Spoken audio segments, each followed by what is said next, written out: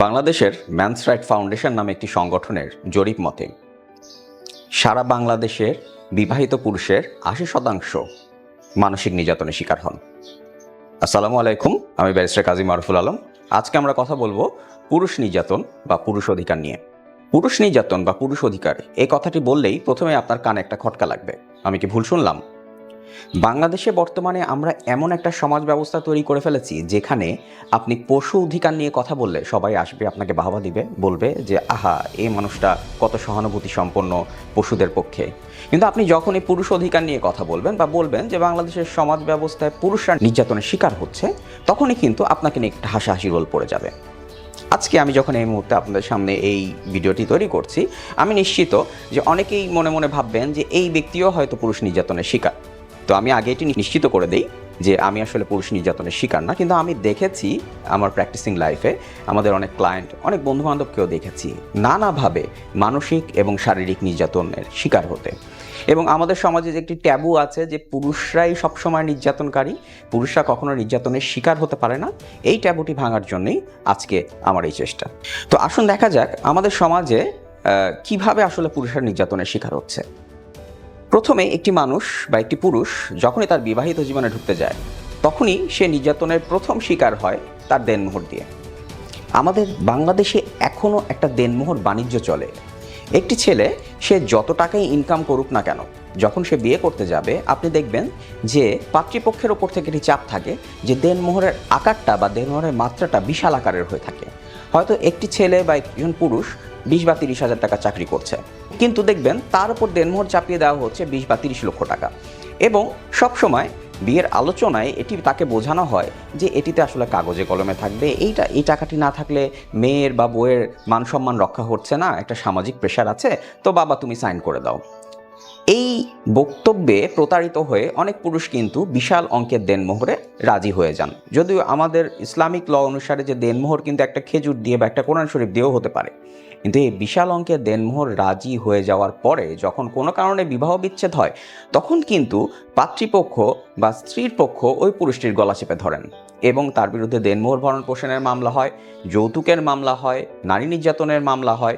যদিও মামলাগুলো আসলে এখানে রক্ষণীয় নয়, কিন্তু তাকে চাপ দেওয়ার জন্য বিভিন্নভাবে তার বিরুদ্ধে মিথ্যা মামলা করে তার কাছ থেকে সেই বিশাল আকারের দেনমোহরটি নিয়ে তাকে অর্থনৈতিকভাবে পঙ্গু করে দেওয়া হয়।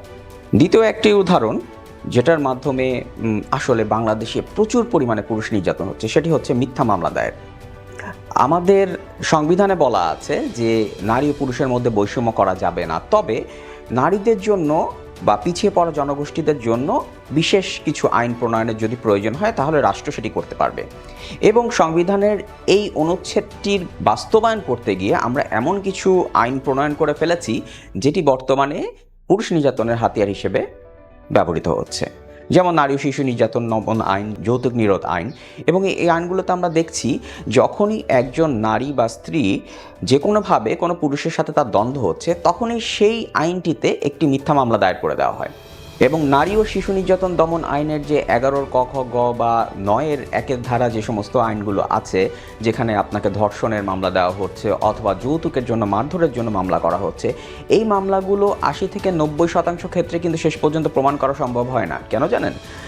নারী শিশু নির্যাতন মামলায় যে যৌতুকের বিরুদ্ধে যে মামলা করা হয়, যে 11 ক, খ, গ, সেখানে কিন্তু যৌতুকের জন্য মারধর করলে এই মামলাগুলো করা যায়। কিন্তু আমাদের ক্ষেত্রে আমাদের সমাজে আমরা দেখতে পাচ্ছি যে নারীরা এই মামলাটি কখন করছেন? যখনই স্বামীর সাথে তার বনিবনা হচ্ছে না বা স্বামী একটি দ্বিতীয় বিবাহ করার চিন্তা ভাবনা করছেন, তখনই নারীরা কিন্তু এই মামলাটি করে দিচ্ছেন। যদিও এই মামলাটি সম্পূর্ণ মিথ্যা মামলা, কিন্তু একটা মেডিকেল সার্টিফিকেট কোনোভাবে তারা ম্যানেজ করে আনেন এবং পরবর্তীতে এই মামলাটি করে দেওয়া হয়। এবং সবচেয়ে দুঃখের বিষয় হচ্ছে এই মামলাটি শুধুমাত্র কিন্তু পুরুষের বিরুদ্ধে করা হয় না, সেই পুরুষের সাথে সম্পৃক্ত যারা আছেন, যেমন তার মা হতে পারে, তার বোন হতে পারে, তার অন্যান্য আত্মীয় স্বজন হতে পারে, তাদের বিরুদ্ধেও কিন্তু এই মিথ্যা মামলাটি করা হয়।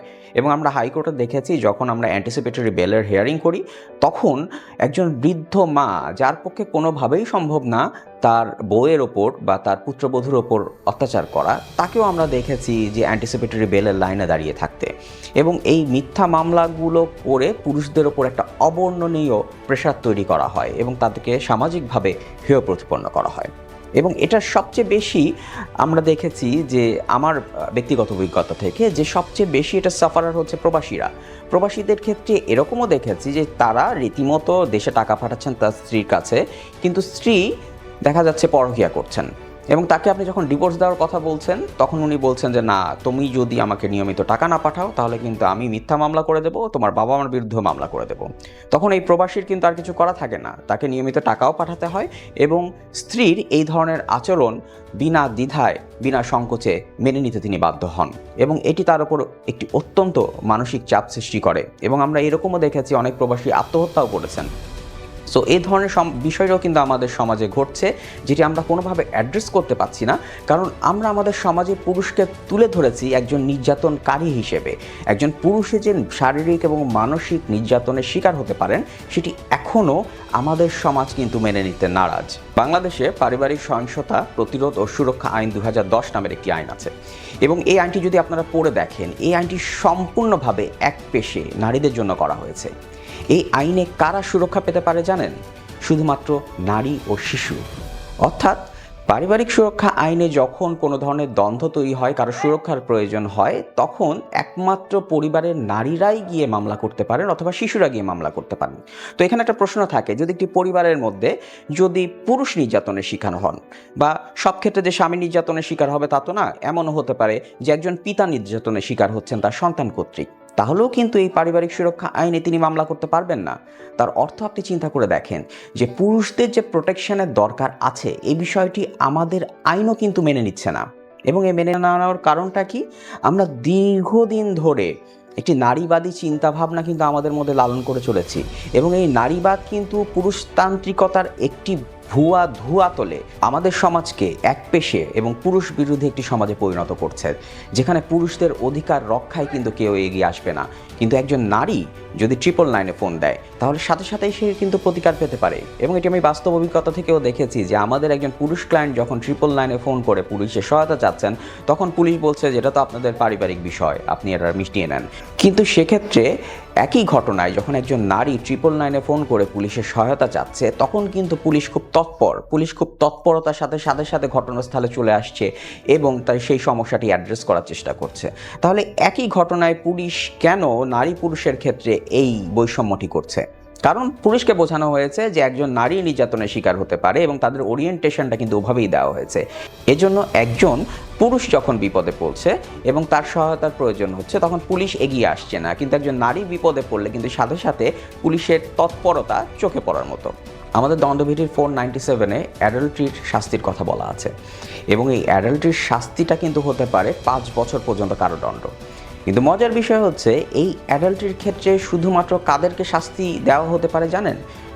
যারা অ্যাডাল্ট্রি করছে সেখানে নারী পুরুষ অবশ্যই দুজন থাকতে পারে বা দুজন থাকতে হবে। সেক্ষেত্রে শুধুমাত্র শাস্তি পাবে হচ্ছে পুরুষটি। যে নারী এই অ্যাডাল্ট্রির সাথে জড়িত, যে নারী তার স্বামীকে প্রতারণা করে আরেকজন পুরুষের সাথে সম্পর্কে লিপ্ত হলেন, তার কিন্তু কোনো শাস্তির ব্যবস্থা এই পেনাল কোডের 497-এ নাই। তার মানে আপনারা চিন্তা করে দেখেন যে প্রত্যেকটা ক্ষেত্রে আইন শুধুমাত্র একপাক্ষিকভাবে নারীকেই সহায়তা করে যাচ্ছে, এবং নারীদের যেখানে দোষ আছে সেখানে আইন কিন্তু চোখ বন্ধ করে আছে। আর এভাবেই কিন্তু আমাদের পুরুষরা নির্যাতনের শিকার হচ্ছে, মুখ বুজে এই সমাজে চোখের পানি ফেলছে। কিন্তু সেটাও কিন্তু আমরা দেখাতে পাচ্ছি না, কারণ আমাদের ছোটবেলা থেকে শেখানো হয়েছে ম্যান ডোন্ট ক্রাই। হ্যাঁ, ছেলেরা কাঁদে না, ছেলেরা ব্যথা পায় না, এবং এই চিন্তাভাবনা থেকে আমরা সব কিছু সহ্য করে চলছি। এবং এখন এমন একটা সময় আসছে যখন আমাদের কিন্তু দেওয়ালে পিঠ ঠেকে গেছে। আরেকটি বিষয়ের কথা না বললেই নয়, সেটি হচ্ছে আপনারা কিছু দিন পরই পেপারে দেখবেন যে বিয়ের প্রলোভনে ধর্ষণ। বাংলাদেশে এটা একটা ট্রেন্ড হয়ে গেছে। যখন একজন প্রাপ্তবয়স্ক নারী পুরুষ নিজেদের মধ্যে কোনো সম্পর্কে লিপ্ত হন, এবং যখন সেই সম্পর্কটি হয়তো বিয়ের পর্যন্ত গড়ায় না, তাদের মধ্যে যে কোনো দ্বন্দ্বের কারণে বা ব্রেকআপ হওয়ার কারণে, তখন সেই নারীটি প্রথমেই যে মামলাটি করেন সেটি হচ্ছে বিয়ের প্রলোভনে ধর্ষণ। অর্থাৎ উনি কিছুই বোঝেন না, ওনাকে প্রলোভন দেখিয়ে ধর্ষণ করা হয়েছে, এবং এটির মাধ্যমে তিনি পুরুষদের উপরে একটি চাপ প্রয়োগ করেন যে তাকে বিয়ে করতে বাধ্য করার জন্য। এই বিষয়ে কিন্তু অলরেডি আমাদের সাবকন্টিনেন্টে, বিশেষ করে পার্শ্ববর্তী ভারতবর্ষেও এ ধরনের জাজমেন্ট এসছে, আমরা দেখেছি, যেখানে বলা হচ্ছে এই ধরনের মামলা করবে না। কিন্তু বাংলাদেশে এই বিষয়টি অহরহ হয়ে আসছে, এবং অনেক সেলিব্রিটিদের ক্ষেত্রে আপনারা দেখেছেন যে বিয়ের প্রলোভনে ধর্ষণের মামলা করে সে পুরুষটিকে অবর্ণনীয় একটি চাপের মধ্যে রাখা হয়েছে। তাহলে এখানে প্রশ্ন হচ্ছে যে এখানে একজন 30-35 বছরের নারী বা 25 থেকে 30 বছরের রেঞ্জের মধ্যে নারী একজন প্রলোভনে জড়িয়ে যাচ্ছেন এবং এক ধরনের কনসেন্ট দিয়ে একটি সম্পর্কে লিপ্ত হচ্ছেন, তারপরে যখন সেই সম্পর্কটি টিকলো না, সেক্ষেত্রে সেই দায়টি কি শুধুমাত্র পুরুষের? নিশ্চয়ই নয়। আমাদের রেপের ক্ষেত্রে বলা হয়েছে যদি এই ধরনের সম্পর্কের ক্ষেত্রে কনসেন্ট না থাকে তাহলেই কিন্তু সেটি রেপ হওয়ার কথা, কিন্তু সেখানে কনসেন্ট থাকার পরেও সেটিকে বিয়ের প্রলোভনে ধর্ষণের নামে সেই সমাজে পুরুষকে একজন ধর্ষকামী ব্যক্তি হিসেবে তুলে ধরা হয়, যেটি একেবারেই অনাকাঙ্ক্ষিত। বর্তমানে নারী বান্ধব আইন প্রণয়ন করতে করতে আমরা সমাজকে সম্পূর্ণ একটি একপেশে সমাজ বানিয়ে ফেলেছি। পুরুষতান্ত্রিকতার ভয় দেখিয়ে বর্তমানে নারীবাদ কিন্তু আমাদের গলা চেপে ধরেছে। আমাদের পুরুষদের পিঠ থেকে গেছে। এখনই সময় আপনার ভয়েস রেজ করার, এবং আমরা পুরুষরা যে সমস্যাগুলোর সম্মুখীন হচ্ছি প্রতিনিয়ত, তার বিরুদ্ধে যদি প্রতিবাদ আমরা এখন না করি, তাহলে যে বৈষম্যহীন সমাজের কথা আমরা বলছি, সেই সমাজ কিন্তু কখনোই গঠন করা সম্ভব হবে না। পুরুষ নির্যাতন নিয়ে আপনি কি ভাবছেন, বা পুরুষ অধিকার রক্ষায় কি করা যেতে পারে, সে বিষয়ে আপনার মতামত আমাদের সাথে শেয়ার করতে পারেন কমেন্ট বক্সে। দেখা হচ্ছে অন্য কোনো ভিডিওতে। সেই পর্যন্ত ভালো থাকবেন সবাই।